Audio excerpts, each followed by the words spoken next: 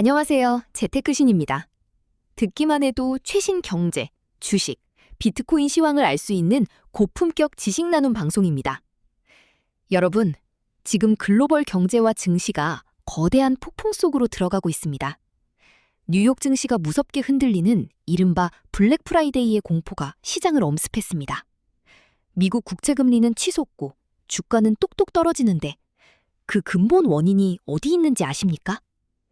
바로 얼마 전 베이징에서 열린 트럼프 미국 대통령과 시진핑 중국 국가주석의 2박 3일간의 긴박했던 미중 정상회담, 그리고 그 뒤에 숨겨진 이란 문제와 대만 문제 때문입니다. 도대체 2박 3일 동안 베이징 인민대회당 안에서는 무슨 독설과 거래가 오갔던 걸까요? 시진핑은 왜 트럼프 앞에서 이란 기름을 계속 사겠다고 폭탄 선언을 했을까요? 오늘 영상 딱 7분 만에 앞으로 여러분의 계좌가 어떻게 될지 완벽하게 정리해드립니다. 구독과 좋아요 누르시고 출발합니다.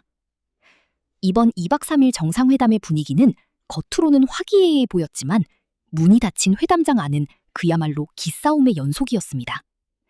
핵심은 크게 두 가지, 바로 대만과 이란이었습니다. 먼저 대만 문제입니다. 시진핑 주석은 트럼프 대통령의 목전에서 전례 없이 강력한 경고장을 날렸습니다. 대만 문제는 미중 관계에서 가장 중요한 문제다. 잘못 처리하면 양국은 전반적인 충돌로 치닫고 미중 관계 전체가 매우 위험한 지경에 빠질 것이라며 배수의 진을 쳤습니다. 사실상 미국의 대만 무기 판매나 대만 밀어주기에 대해 강력한 경고를 날린 것이죠. 하지만 진짜 폭탄은 이란 문제에서 터졌습니다. 현재 중동은 이란발 리스크로 인해 전 세계 공급망이 마비될 지경인데요. 트럼프 대통령은 중국이 이란을 압박해서 전쟁을 끝내고 중동을 안정시키는 중재자 역할을 해달라고 요구했습니다. 이란의 최대 경제적 버팀목이 바로 중국이기 때문입니다. 여기서 시진핑 주석은 트럼프의 요구를 정면으로 받아치며 독자적인 노선을 선언했습니다. 중국은 앞으로도 이란산 원유를 계속 구매할 예정이다. 미국이 아무리 이란을 제재하고 압박해도 중국의 에너지 안보를 위해 이란 기름을 끊지 않겠다는 고집을 꺾지 않은 겁니다. 하지만 시진핑도 조건을 걸었습니다. 바로 호르무즈 항로를 조속히 개방해야 한다는 것입니다. 최근 중동 분쟁으로 인해 세계 원유의 동맥인 호르무즈 해협이 봉쇄될 위기에 처하자 중국 역시 원유 수송에 차질을 빚으며 경제적 타격을 입고 있거든요. 시진핑 주석은 한 발 더 나아가 이렇게 강조했습니다. 미국과 이란이 직접 대화 테이블에 앉는 것만이 이 문제를 해결하는 올바른 길이다. 즉, 힘으로 이란을 누르려고 하지 말고 미국 네가 직접 대화로 풀어라. 그래야 호르무즈 해협도 열리고 세계 경제도 산다는 압박입니다.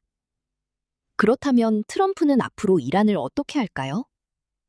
트럼프 행정부는 겉으로는 강경한 제재를 유지하겠지만 속으로는 딜레마에 빠졌습니다.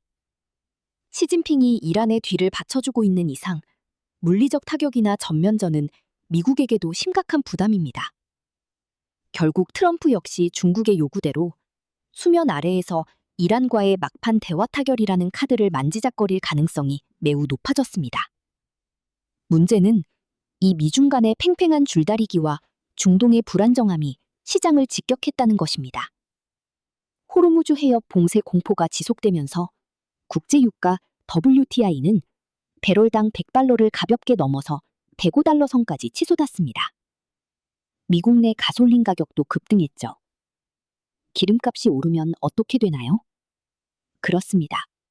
전 세계가 겨우 잡아놓은 인플레이션, 물가 상승이 다시 미친 듯이 대가리를 들기 시작합니다. 물가가 오르면 연준은 금리를 내릴 수 없고 오히려 금리를 더 올리거나 고금리를 오래 유지해야 합니다. 이 공포가 시장을 덮치자마자 미국 채권 시장이 발작을 일으켰습니다. 미국 국채 30년물 금리가 무려 5.1%를 돌파하며 2007년 이후 최고치를 기록했고 10년물 금리 역시 턱 밑까지 차올랐습니다.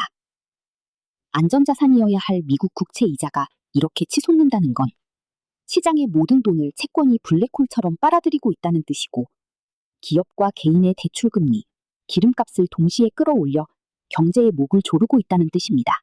그렇다면 가장 중요한 질문, 앞으로 미국 주식은 어떻게 될 것인가? 입니다. 장기 금리가 5%를 넘어가면 주식 시장, 특히 미래 가치를 먹고 사는 나스닥 기술주들은 차익 실현 매물이 쏟아지며 강한 조정을 받을 수밖에 없습니다. 고금리와 고유가는 소비를 둔화시키기 때문에 항공, 크루즈, 여행 같은 경기 민감주들이 이미 직격탄을 맞고 있습니다. 당분간 증시는 블랙 프라이데이의 여파로 변동성이 극도로 커지는 하락 또는 횡보 장세를 보일 가능성이 큽니다. 하지만 절망만 할 필요는 없습니다. 이번 미중 정상회담에서 보았듯 두 나라 모두 호르무즈 해협이 완전히 닫히는 것은 원치 않습니다. 만약 미국의 재무부나 연준에서 이란의 석유 운송을 일시적으로 허용하거나 미 이란 간의 극적인 대화 물꼬가 트여서 유가가 배럴당 100달러 아래로 꺾인다면 치솟던 국채금리도 순식간에 안정되면서 주식시장은 언제 그랬냐는 듯 강한 반등을 보여줄 것입니다. 지금은 공격적으로 주식을 살 때가 아니라 유가가 100달러 선 밑으로 내려오는지 미 국채금리가 진정되는지 확인하면서 현금을 확보하고 관망해야 하는 인내의 시기입니다. 오늘 내용 세 줄 요약해드립니다. 미중 정상회담에서 대만과 이란 문제가 정면 충돌했고 시진핑은 이란 기름을 계속 사겠다고 선언했다. 중동 리스크로 유가가 폭등하면서 미국의 인플레이션 우려가 커졌고 국채금리가 5%를 돌파하는 발작이 일어났다. 이로 인해 미국 증시는 당분간 하락 압박을 받겠지만 향후 미국과 이란의 대화 재개 여부에 따라 유가가 꺾이면 증시는 다시 기회를 잡을 것이다. 위기는 곧 기회라는 말이 있습니다. 시장이 공포에 질려 있을 때 정확한 눈을 가져야 살아남습니다. 오늘 영상이 도움되셨다면 구독, 좋아요, 알림 설정 부탁드리고요. 여러분의 생각은 어떠신지 댓글로 많이 남겨주세요. 저는 다음 시간에 더 돈이 되는 정보로 찾아오겠습니다. 감사합니다.